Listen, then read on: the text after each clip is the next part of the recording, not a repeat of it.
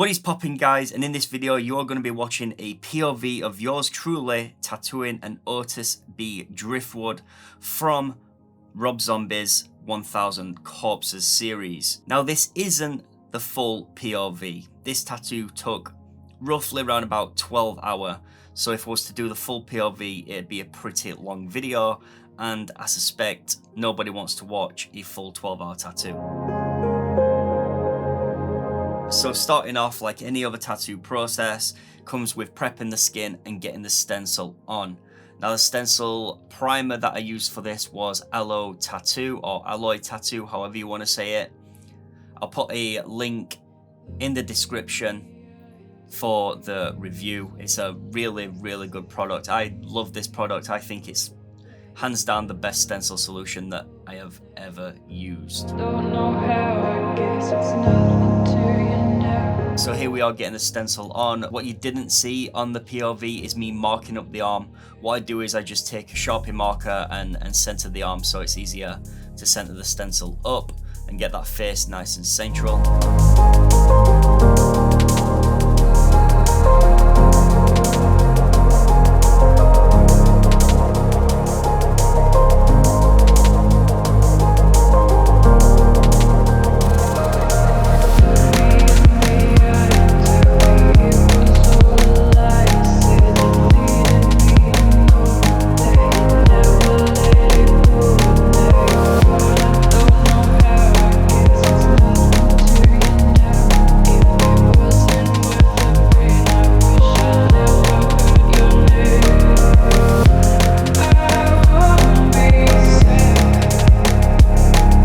Starting off the tattoo, I am always starting off with black. Wherever there's black, I'm putting that in first. Black allows me to get my tones correct. It gives me something to compare against.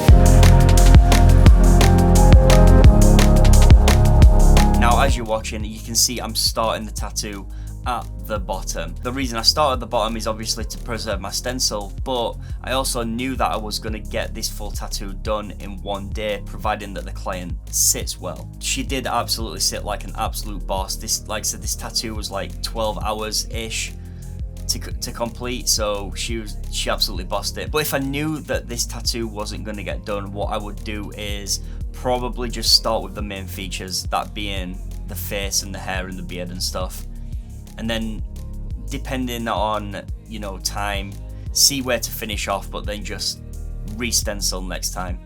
But I knew the tattoo was going to get done, so again I started from the bottom and just worked my way through.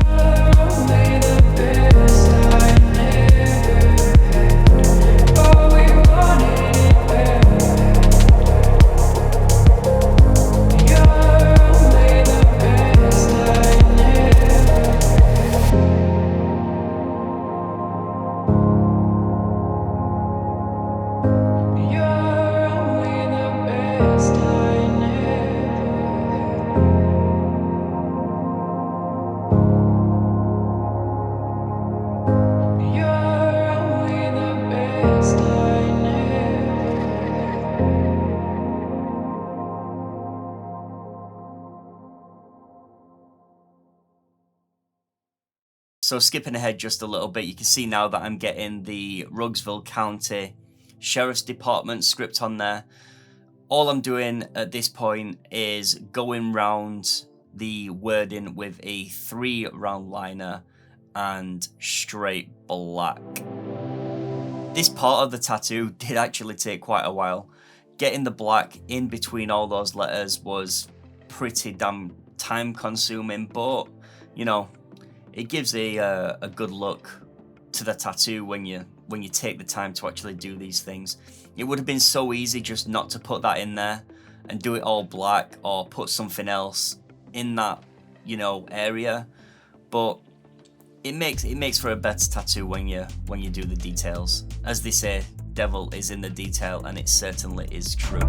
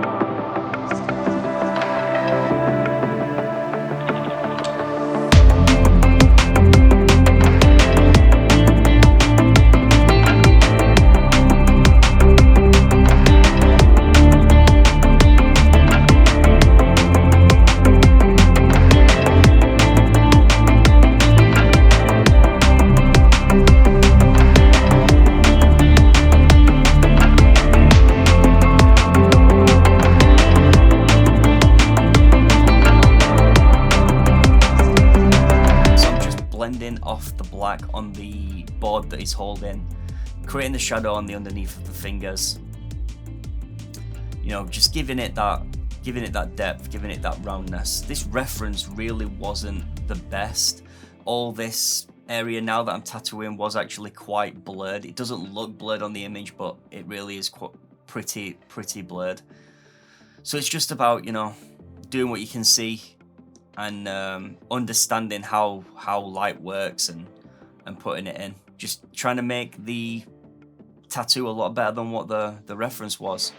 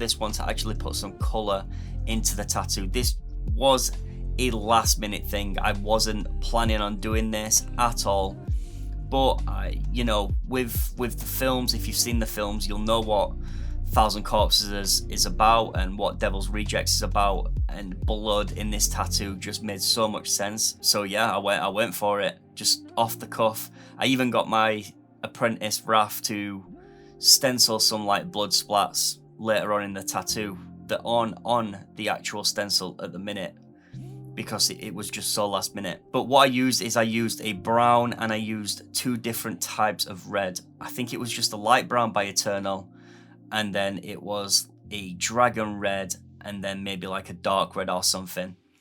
I used the brown to deepen any reds that needed deepening, and also when blood dries, it has got quite a brown tint to it. So yeah, it made sure I got that in there also. Doing this red was just trial and error, seeing what works. I knew that I wanted the blood to look real and I wanted it to look smeared. I wanted it to look a little bit more muted. To me, bright just these days gives a like a neo-trad or a new school feel, and I didn't want that.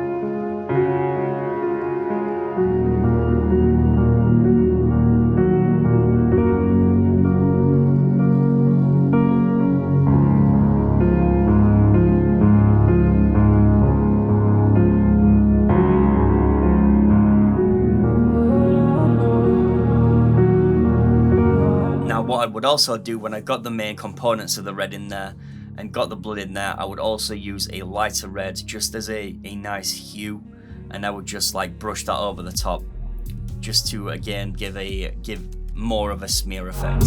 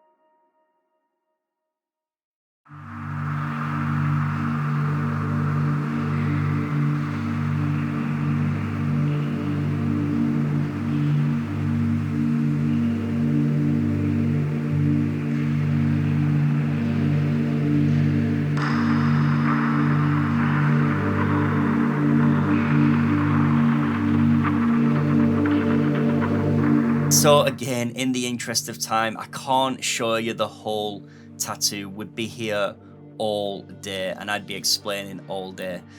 But I did actually get POV of the beard, but the angle that the GoPro was situated at wasn't quite right, and it wasn't capturing the footage that I wanted that showed the beard being done. So while you're watching this eye, what I will do is just briefly explain what I did. Now the beard was done 5 round shader and 5 round shader only. I didn't use any other needle, and all I did was just vary up the tone. Now the beard on the reference was shockingly bad. It was very pixelated, it was very blurry. So all I did was, add direction to the beard, add flow to the beard. It's the only real thing that I could do, to be honest. And then I would just put my tone over the top, but it was mainly all done with 5 round shader, making sure obviously that I vary up the direction. Having a beard myself, I know that beards go all over the place, so I just tried to replicate that as best as I could.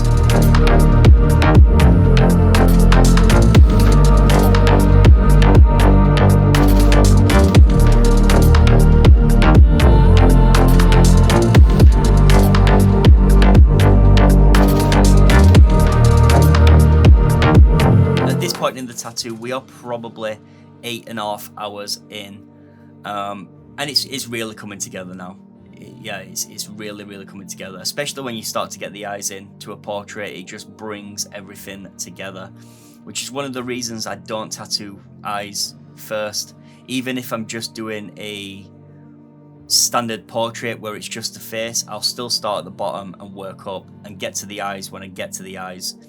I feel if you put the eyes in straight away, as some people do, and you nail those eyes, then you've pretty much nailed the portrait. So to me, that would hinder the effort that I put in, because I know I've already nailed it.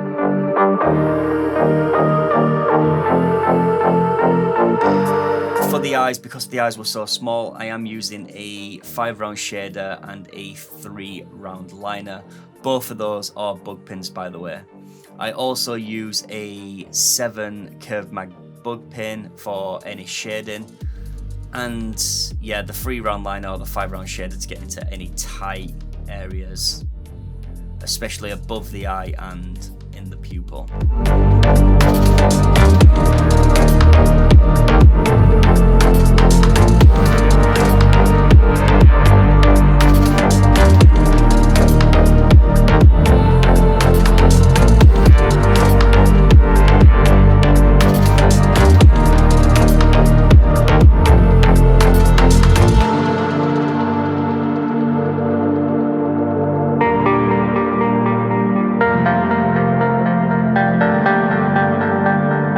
So as you can see, the blood on the chest, which wasn't there on the original image or my original stencil, that's the blood that I added, what I got Raf to stencil for me.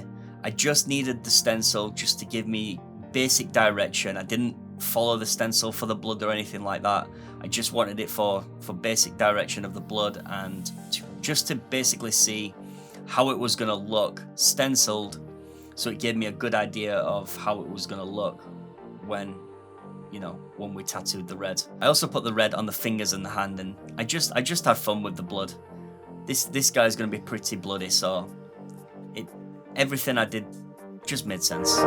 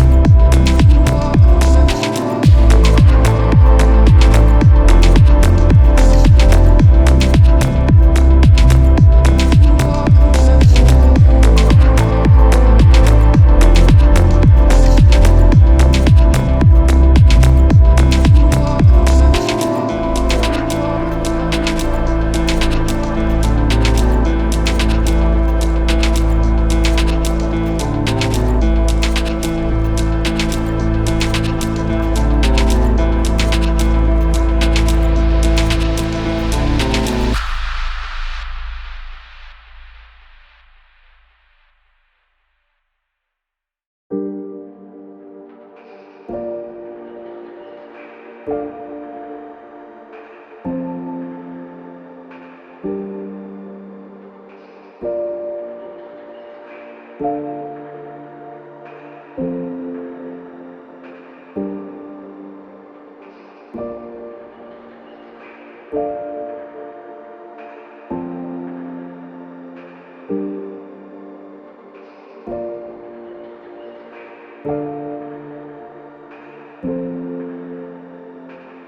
lost our minds.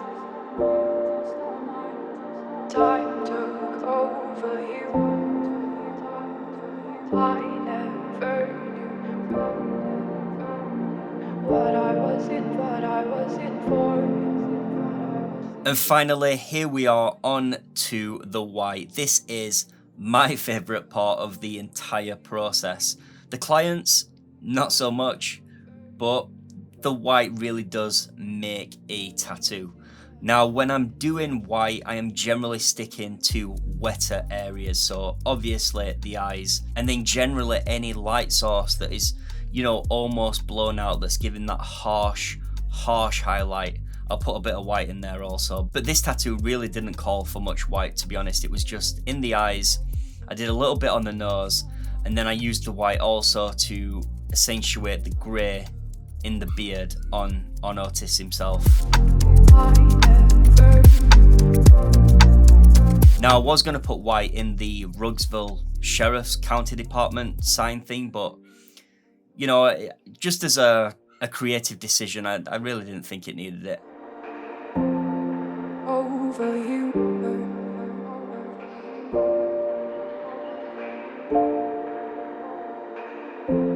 I'm over you. What I was in for. I'm over you. What I was in. So this entire tattoo was done with a 3-round liner, a 5-round shader, a 9-round shader, a 7 curved mag bug pin, and also a 13 curved mag bug pin. I hope you've enjoyed seeing a POV. It's just something a little bit different than a time lapse, so I thought I'd give it a go. If this is received well, then we'll obviously do some more. But guys, I shall see you all in the next video. Peace out. What I was in for. I'm over you. We lost our minds. Time took over you. I never knew what I was in for. I'm over you. We lost our minds. Time took over you. I never knew what I was in for. I'm over you.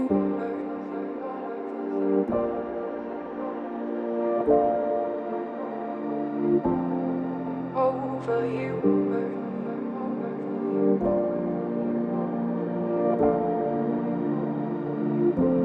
I'm over you.